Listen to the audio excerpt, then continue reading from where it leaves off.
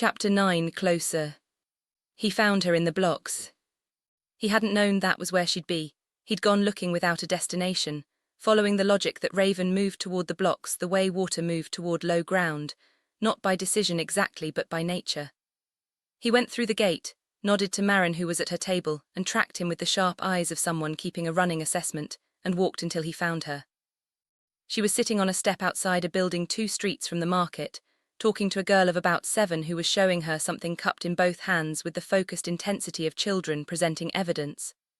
Raven was leaning forward with her elbows on her knees, looking at whatever it was with complete attention. Not performed attention, the real kind, the kind that costs something to give. The girl said something. Raven said something back. The girl laughed, the specific laugh of a child who has been taken seriously by an adult and finds it both gratifying and slightly surprising. Then Raven looked up and saw Clover. She said something to the girl, who closed her hands around whatever she was holding and ran off down the street. Raven watched her go with a look on her face that she didn't adjust when she turned back to Clover, which meant he got to see it, the full unguarded weight of it.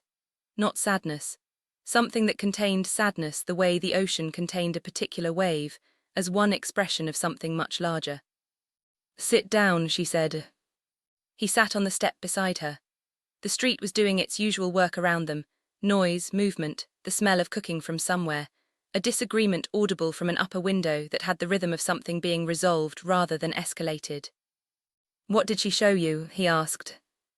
"A beetle," Raven said. "She found it near the wall. She wanted to know what it was." "Do you know what it was?" "I do now," she said. "I looked it up while she was telling me about it." A pause. "She's named it. She's going to keep it in a jar." "That'll go well." "Terribly," Raven agreed. "She's going to be devastated in about a week." She looked down the street where the girl had gone, and then she's going to find another one. They sat with the street moving around them.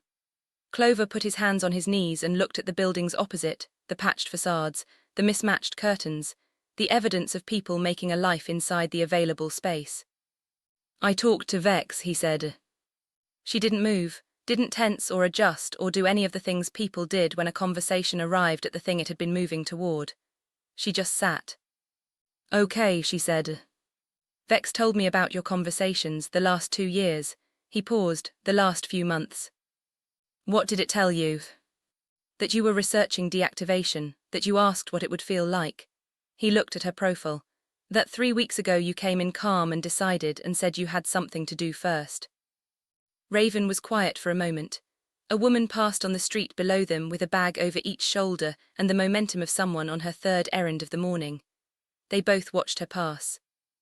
"Vex talks a great deal for something that's supposed to be legacy infrastructure," Raven said.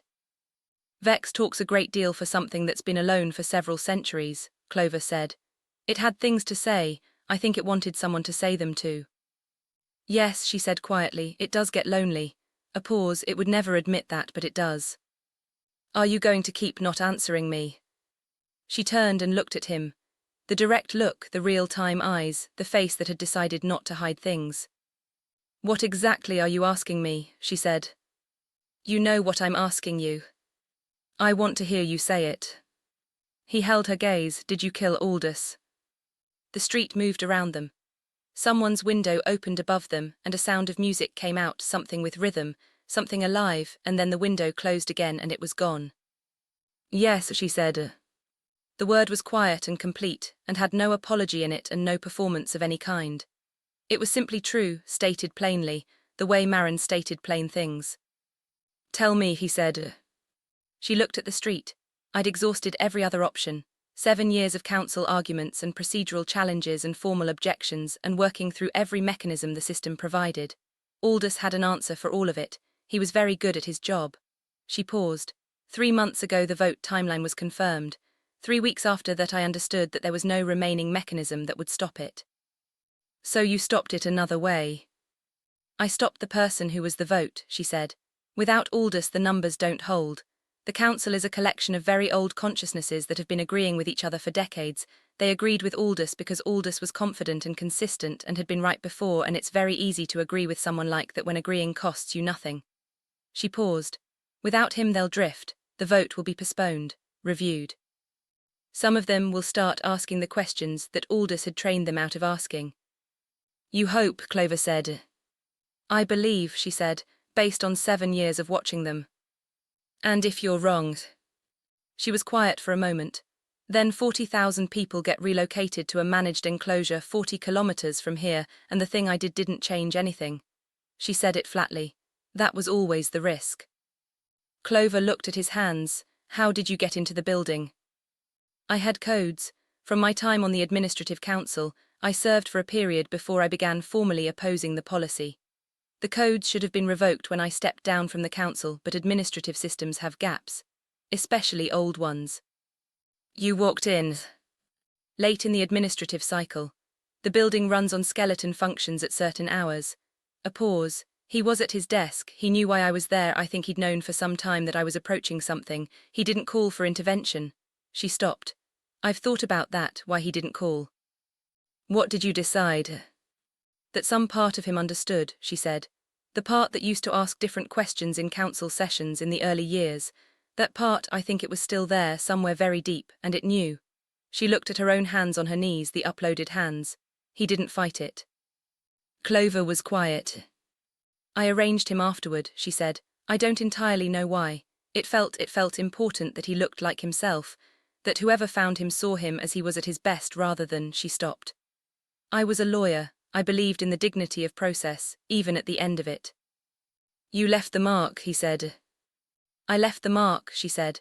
For you, or for whoever they sent. I didn't know it would be you specifically, but I needed someone to know it was a person who did it and not a system's failure. It mattered that it was a choice. A pause. A mark shaped like the beginning of my name seemed appropriately imprecise. Why imprecise? Because I didn't want to make your job too easy, she said with the first trace of something like lightness. You're a detective, you should have to detect. He looked at her.